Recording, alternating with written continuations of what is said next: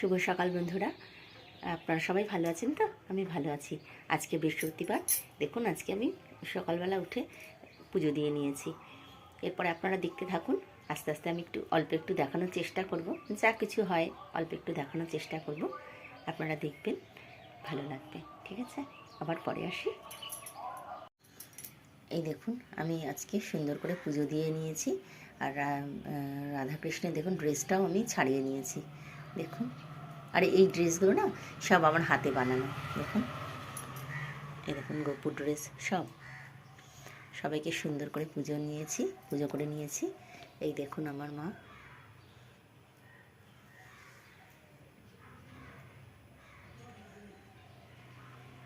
এই দেখুন আমার সাই বাবা। তাহলে আপনারা সবাই দেখতে থাকুন, আমি অল্প অল্প করে আপনাদের সাথে শেয়ার করব। ঠিক আছে, এই দেখুন আজ বন্ধুরা দেখুন আজ রান্না। এই দেখুন গাছ কিনেছি বললাম না, আর দেখুন তার সাথে টবও কিনেছি, কেন গাছের সাথে তো টবও লাগবে। আর দেখুন এই কড়াইটাও এখন কিনে নিয়ে কিনলাম। এই বাড়িতে যে প্রচারকারীর গাড়িগুলো আসে না, নিয়েছে 100 টাকা নিয়েছে, বললো ভালো। দেখুন কড়াইটা, কিছু ভাজা ঠাজা যাবে। দেখুন গাছ লাগাবো সন্ধেবেলা। হ্যাঁ ঠিক আছে, দেখাবো তখন। আপনারা তাহলে ব্লগটা দেখতে থাকুন। এই দেখুন বন্ধুরা, আজকে রান্না করেছি আমি খিচুড়ি। এই দেখুন, আর এখানে করেছি বেগুন ভাজা, আলু ভাজা, আর এখানে অমলেট। তাহলে কেমন হয়েছে রান্নাটা বলবে, আবার পরে আসছি। যে আবার চলে এসেছি আপনাদের সামনে, যে গাছ লাগিয়েছি, একটা বাড়ি থেকে গাছ এনেছি। দেখুন গাছগুলো, এটা গাঁদা ফুলের গাছ, এই দুটো।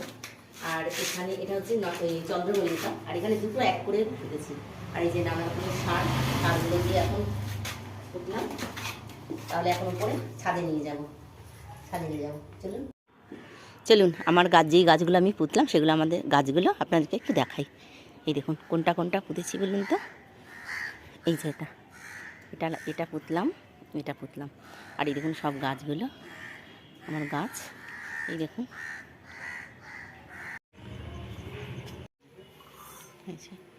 সন্ধেবেলা সন্ধে দিচ্ছি। দেখুন